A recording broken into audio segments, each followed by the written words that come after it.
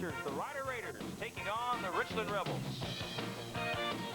From Memorial Stadium in Wichita Falls, Texas. Good afternoon, everybody. Skip Boyden along with Donnie Lang and the entire broadcast crew for this crucial District 5 Class 5A football game between these two teams.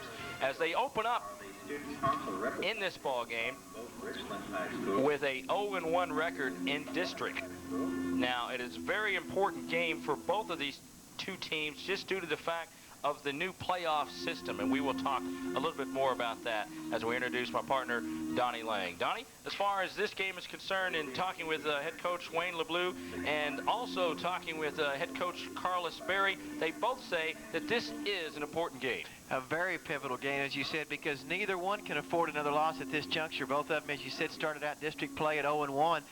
And an interesting development happened in the game against Sherman in Louisville. Sherman was defeated by Louisville, so now that gives Sherman a loss as well. So now Sherman has a loss, the Rider has a loss, Richland has a loss, and only Louisville is on top of the clean slate. And Louisville, a tough football team as we take a look at that District 5 5A standings. Now, these are not updated as far as last night's game are concerned. So Louisville now at 5-0, and you can go through the rest of them there. That's right. Then you see followed by Sherman and Haltom, Keller. There's Rider at 3-1, and Denton and Richland, who were playing today at 2-2, followed by Marcus at 1-3, and I believe, if I'm not mistaken, Marcus lost last night too.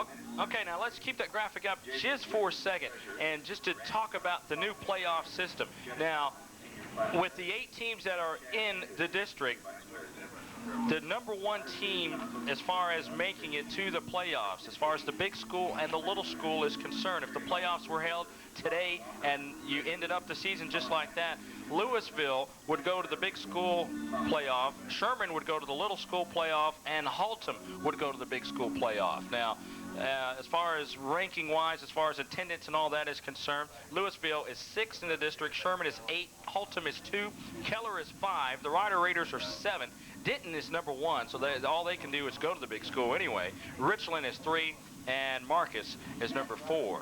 Now, we will touch up a little bit more about the new playoff system as the weeks develop on. Now, we'll take a look at some of the games that were played last week. And we will update you with some scores there. Get a chance to take a look at that one. Louisville defeated Denton, and also, as we mentioned earlier, Louisville winning last night over Sherman. Well. Right. And Marcus played Denton, and you also touched up on that, and Keller played Haltom. But that was action last week in District 5, 5A. And that gives you an idea right there, as you see the Sherman-Richland score of what Richland did last week, and their loss to Sherman 40-14. And of course, Rider was shut out last week by Haltom 20-0. So both Rider and Richland both looking to rebound. One of them will, and one of them won't. Exactly. And coming into the ball games from here on out, it gets crucial, and it's a time where you have to depend on your depth and how much depth that you have as far as if you get some injuries or anything like that, because all the other games that you've played were just games to be playing and tuning up. And right now it is the time that you really need to get it all together. Hopefully the Rider Raiders, after coming off a game last week, which they didn't play well at all, as head coach Wayne LeBleu said, that blocking assignments were missed and the running backs didn't run well at all, and they said it's just a game that they just have to forget about, although it was a district ball game. Exactly right, and you know it's why it puts more importance, as you and I mentioned, on this game this afternoon, that they really have got to win to get a W and offset that opening loss last week. All right, now let's take a look at the Class 5A top teams. Ladies and gentlemen, would you please... You see Aldine in there. Aldine, of course, is ranked, I believe, as far as in the nation is concerned. I think they were number 2 in the nation, if I'm not mistaken. Yes, they are. Aldine, Texas, ranked number 2 in the nation, right behind East St. Louis. We'll talk a little bit more about that. Ranked number 2, they're ranked number 1 in the Southwest here in the area. On down the line, you get a shot at Longview. Waco is in there, number 5. Willow. Is that San Angelo? Sugarland. Willow Ridge, I believe. That's Willow Ridge. That's it. Dallas Carter. There's a story to tell you about Carter as we add to that story here in a minute. You see Tyler in there. Converse Judson Converse at Judson, 9. yeah. San Antonio Jake rounds out the top 10. Remind me to, well, while we have this time, we can tell you about the Dallas Carter story. The state championship that they won 2 years ago, and due to the ineligible player, UIL took it to a higher court, and Carter will be stripped of their state championship title, which they won 2 years ago. We'll touch up a little bit more about that as we check the flags on the field for the national anthem. And as we check the flags, you can see for yourself the wind will be an important factor. I don't think the ball will be up in the air as much. I think anything going from north to south, whether it be a pass, whether it be a punt, whether it be an extra point attempt or field goal attempt, the wind is definitely going to play a major factor in this one this afternoon. All righty. This afternoon's pregame has been presented by Pinocchio's Pizza. Give them a call right now. Possibly have your pizza delivered before the start of this ball game. 696-3333. The Kemp location and Shepherd Access location at 855-6353. When you stop on by, tell them you watched it on WFTV. Maybe they can give you a little discount on that, huh? Talk to Tommy Malone and the guys. All righty. In just a couple of minutes, we will set up the starting lineups for this afternoon's game. And a very special game as far as the Rider Raiders are concerned. It's homecoming here at Memorial Stadium. The Raiders and the Rebels. We'll come back. Stay with us.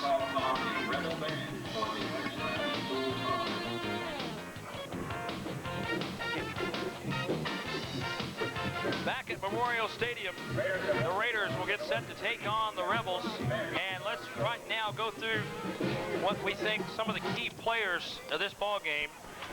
First, we'll check out the Rider Raiders key players for this afternoon's ball game. A couple of guys on the line. Jeff Nolan. Of course, Lewis, who is the leading rusher. Carnine, who had a pretty good game last week. Raymond Flanagan. Saltzman. Heavy on the Raymond. All right. Now we're taking a look at what the Rebels, some of their key players. Linebacker Rashad Hickman. Well, we will take a look at them here in a second.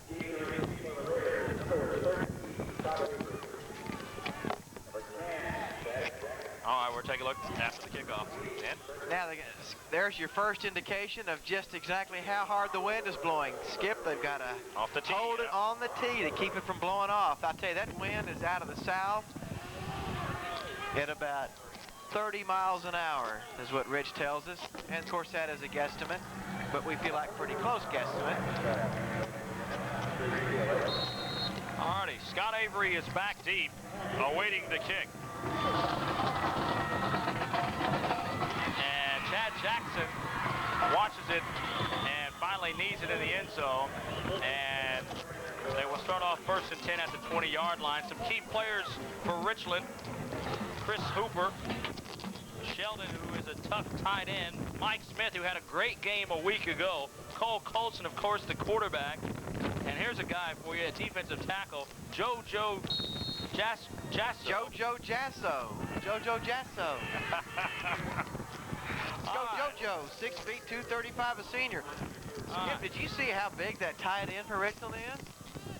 Let's tell the folks after this play. First play, up the middle, Rashad Hickman.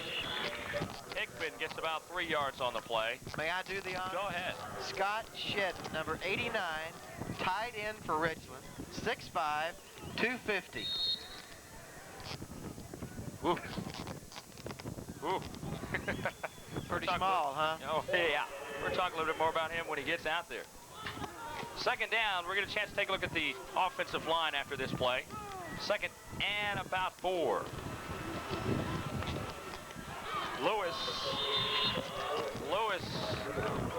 back to the line and possibly nudging his way across to 25 as we take a look at the offensive line for the Rider Raiders. Grissom, Nolan, Norris, Taylor, Covington, and Thad Carnine. Offensive backfield. In a second. After this 3rd and 4 play, we'll get a chance to take a look at the backfield if they get the first down. Right. Hopefully. Looking to throw. It is caught. Avery down the sideline. first down. Good job of running with the football by the defensive safety for the Rider Raiders. And I'm speaking of Scott Avery, who's going both ways now, plays safety as well as receiver now. There's a catch, seen break the tackle, 2 tackles, then gets knocked out of bounds at the 37. So from there, 1st and 10 for the Rider Raiders. 11-yard pickup and a first down at the 37. Flanagan breaks the eye, puts a man in motion. Pitch goes to Hickman. Hickman gets up to the 40-yard line, a pickup of 3 as we take a look at the offensive backfield. Ramon Flanagan, followed up by Blackman, Lewis. Stoller is injured. He is not even suited out, so he's not at the wing back. I think Avery is taking his number 30 place right there, and then Kevin Parsons at the wide receiver spot. Second down call, 2nd and 7, right at the 40-yard line. Very first possession. Avery is in motion. And they pitch to Lewis. Lewis trying to get to the outside, cuts it back in, and a flag thrown. See how the wind is really flying there. Rory Wall on the defensive tackle. The flag is thrown. It will be holding against the Rider Raiders in the very first penalty of the ball game. You sure that wasn't a kite that was crashing the way that thing came flying through the air? This would be a great day to fly a kite, wouldn't it? Exactly. Once you got it up there, you probably would never get it down. So on the offensive hold, we'll back them up 10 yards from the spot of the foul. And the ball marked back at the 33-yard line. And will be 2nd and long situation, 2nd and about 15.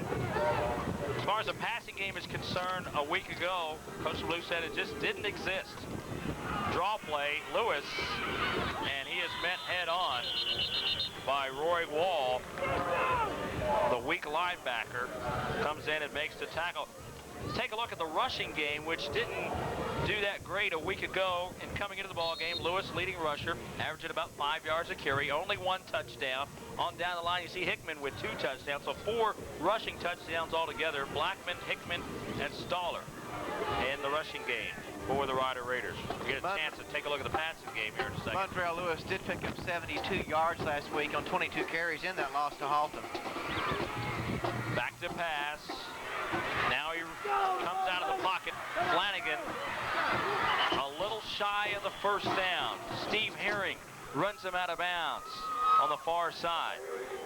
Will not be enough for a first down. Craig Brown and the punt team will come in to boot it away for the Rider Raiders.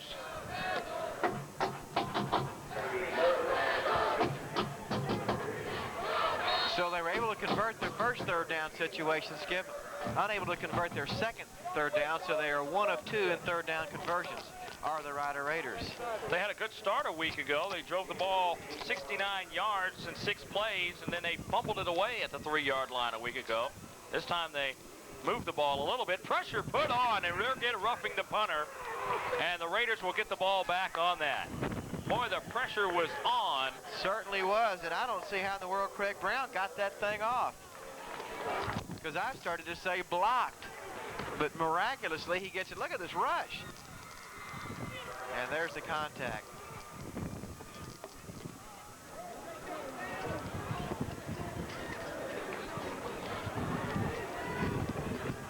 Bercumbian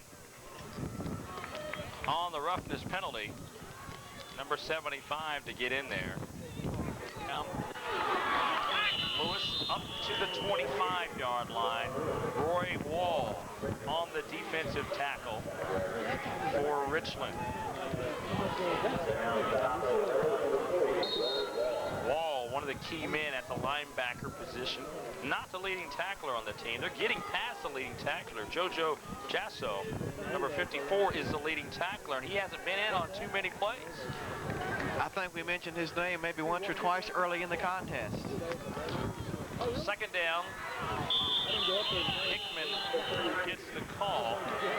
And is it just me, or does it look like they're having a little mix-up in getting the ball to the fullback when they run off tackle? It just doesn't look like everybody's in sync right now. And they're not firing off the line. They're not winning that battle in the middle, so to speak, as they were in the first half. Looks like every time they go to the fullback, looks like a little mix-up back there. As you mentioned, the sink. Here's a crucial third down call. 3rd and 2. Pitch. First down. Lewis. Hickman on the block, as he has blocked well. Often, McMillan is the one who gets blocked out of the ball, or out of the play that time. Here's the play before, I think. All right, here's the play before. Actually like waiting on the, trying to well, he's waiting for Jeff Nolan to get the lead block through the hole. Okay. Nolan, your left guard, pulling through the hole in front of the ball carrier, lead blocker. Hickman, who's had a pretty good ball game. Scene of that time, Hickman follows the block in there of Josh Grisham, the offensive lineman. Get out to somebody. Coming inside the 2-minute mark here in the 3rd quarter. 2nd down, 8. Lewis, near side. Good hole. Foot He's race. gone. 40, 20. Nobody's going to touch him. Touchdown, right? No flags. It'll stand up. Rashad Hickman again with another key block. Mundrell Lewis with a key touchdown run. And I don't know if you were able to hear it on off our parabolic mic as we look to the replay, and Mundrell Lewis cuts it back. Look at this hole right there, and then he just turns it on and he's gone. But I heard a screaming voice of encouragement from head coach Wayne LeBleu, and I think what his instructions were, offensive lineman, you better start firing out low, hard, and hitting somebody. And just after that encouragement, look what happened. 16-14, and the extra point from Craig Brown is good. And with 1 minute, 32 seconds to play here in quarter number 3, the Raiders have regained the lead, 17-14, with the big play. One more time, Lewis on the big play, capping off the drive. 5 plays, 80 yards, 2 minutes and 12 seconds on the clock. So they are unable to drive the football, but they have the big play. One more time, the option, the pitch right. Mundrell Lewis sees the hole, cuts it back, turns on the speed, and it's goodbye, Richland Rebels.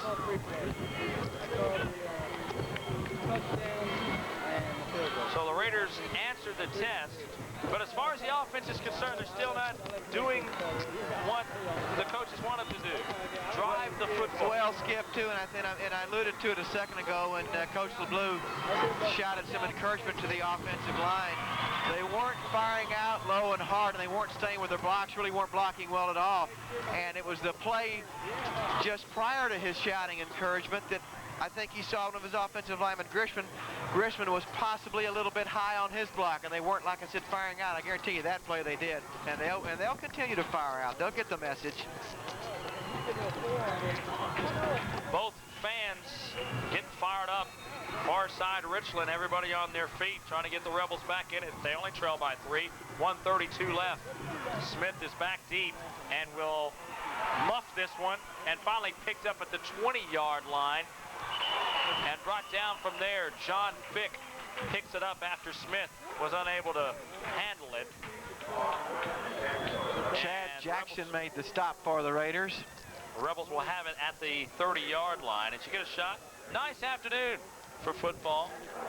Probably one of the last. Well, we got another afternoon ball game next week, as the MSU Indians finally come back to town. Big homecoming event as they take on Sol Ross. Sure, a lot of homecoming events coming up. We had this one today. The Coyotes will have theirs on the 19th. Midwestern next week. Still got Hershey's homecoming to go. John Ard on the carry up to the 34-yard line.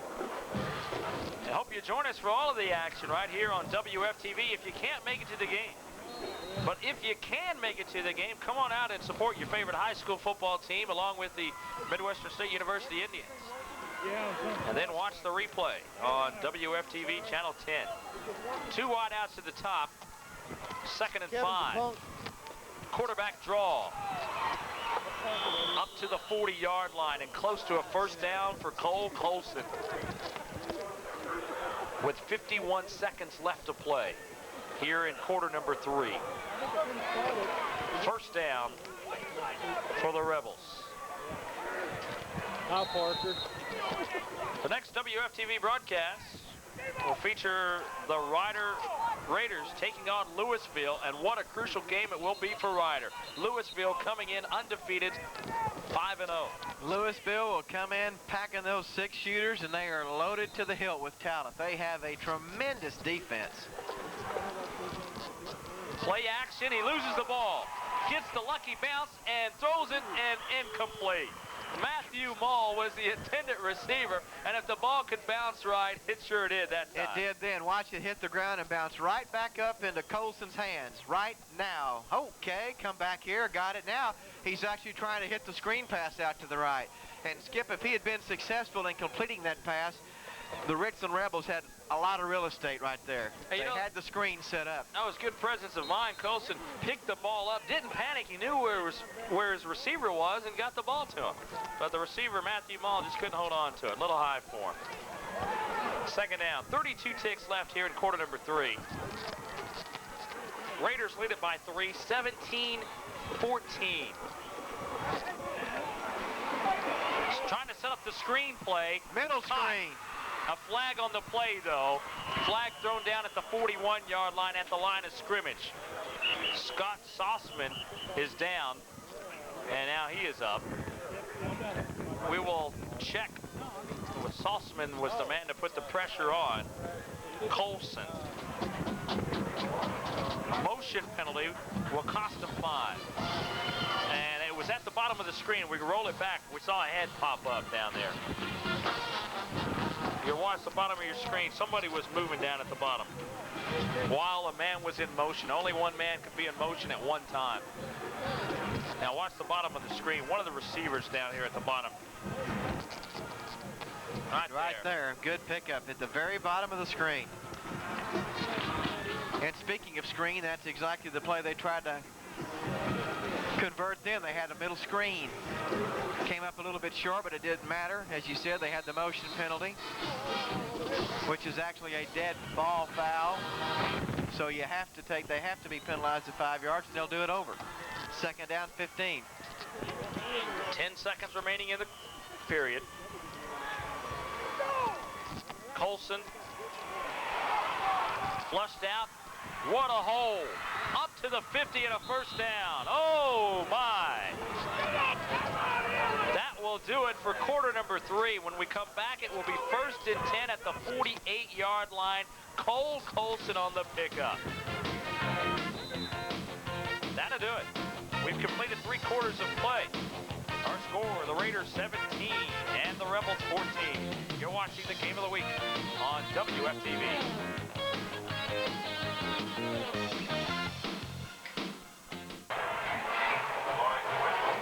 Welcome back to Memorial Stadium. We're going to chance to take a look at that key first down pickup here right after this first play to start the 4th and final period. 17-14 the score.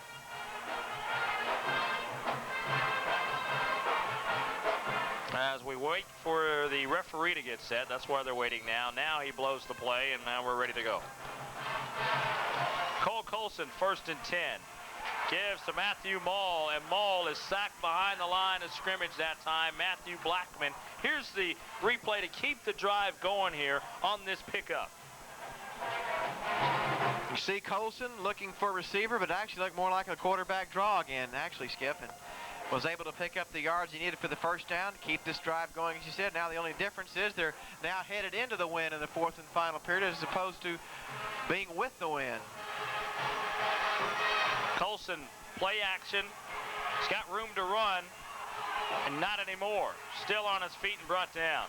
First pursuit, again, was Matthew Blackman, number 15. And then Tyrone Wesley finally wraps him up. Statistics at the end of the 3rd quarter, very interesting, because at the half, the Raiders led in first downs. Now Richland has 12 first downs to Riders' 9. Rushing yards now 175 for Richland. Ryder still leads there with 228. But total yards, look at this now. At the end of the first half, Richland had 10 total yards to Ryder's 125. Now it's 265 for Ryder, 212 for Richland. They have closed the gap. Quarterback draw. Colson across the 40-yard line. He's close to another first down. And they have got to contain him. And how about time of possession, too?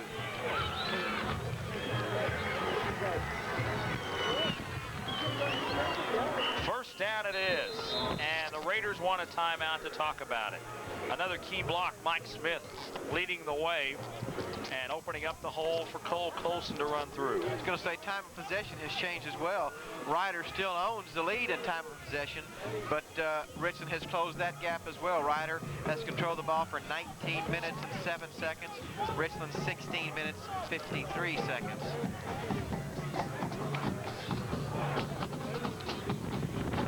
That's Mac Norris. 10:33 left to play in the ball game.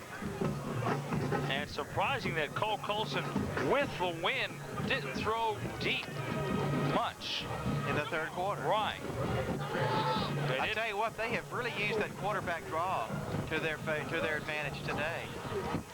Another good shot of Mac Norris, and it is warm out there, and that reminds me of Project Kool-Aid going on amongst the schools here in the Wichita Falls School District, aiding our soldiers in Saudi Arabia. How long is that going to continue there? Another couple of weeks? Yes, sir. I think at least through the end of October. Oh, it is. Rich tells us it's already over, so it was for a good cause, that's for sure. Exactly. Colson pressured, gets away from that, and will go down the sideline and scamper for at least 7 yards on the play. Finally pushed out by Tyrone Wesley and Matthew Blackman over there on the far side. How do you contain this Cole Colson? That's what head coach Wayne LeBlue wants to know as you take a look at him on the sideline. He's asking for volunteers. Who wants to go in there and control this quarterback and start making some tackles? Yeah. Pickup of 7 on the last play, 2nd and 3. Handoff. There's a good lick. Mike Smith. Rashad Hickman, 32, with a good lick. Across the 30-yard line to bring up about 3rd and about 1. And you made an interesting point, the switch from Colson from wide receiver to quarterback this year. One of the changes that head coach Carlos Berry has made and has paid off. Taking that just a step farther, too. Coach Berry said that not only switching him from the wide receiver spot to direct the veer, but he also complimented him more in saying that he may be the best passer that I've ever coached. And that's surely a high compliment for Mr. Colson. And as far as ever coached, Coach Berry's been with the team 17 years at Richland, 34 years as a head coach overall.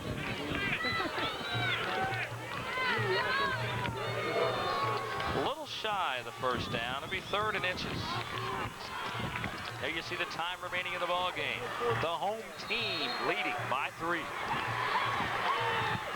3rd and inches. Everybody in tight. Wishbone. First down on the dive. Cole Colson should be the leading ball carrier for Richland. Jumped right over the center that time.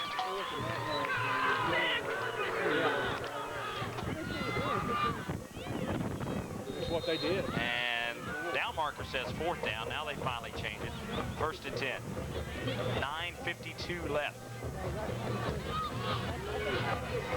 of this crucial ball game. Play action. Gets rid of it in time and just out of the reach. Scott Shedden, your man, was wide open. And got his hands on it. Actually looked like he got both hands on it, just unable to hold on to it. Guarded by Kevin Owens. The defensive pressure put on by Matthew Blackman. Sure was, coming from the backside. He was bearing down, coming wide open.